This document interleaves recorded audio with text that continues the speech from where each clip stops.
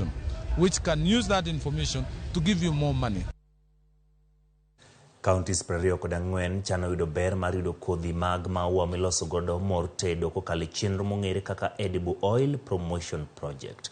Chenro ma kamano ibiro chwal kuom thuolo mar higni 5 ka ichwalo kod duol mochung' ne weche mag pur e pacho kaendi AFA. Mawacho ni kothe ma kamago ibiro chiw ne jopur mondo ginyiew kowuok e piny mar Zambia.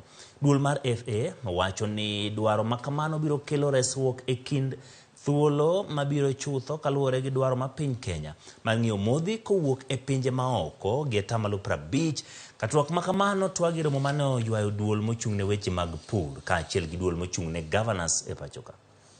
At least 200,000 acres of sunflower, moving it from just 4,000 acres previously. And we want to thank the national government for that cooperation and support. And I'm here representing the Council of Governors. We are now to search for where we could get seeds.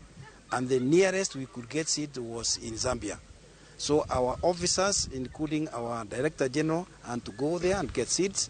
And this morning we finalized all the approvals we needed.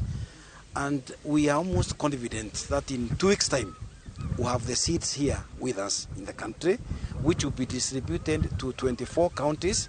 These 24 counties have been selected as a pilot scheme. Today we are here because we have a new project known as Edible Oil Crops Promotion Project, which became effective 1st of July, and it will take about 5 years. And we have set clear targets which we want to achieve by the end of this 5 years project.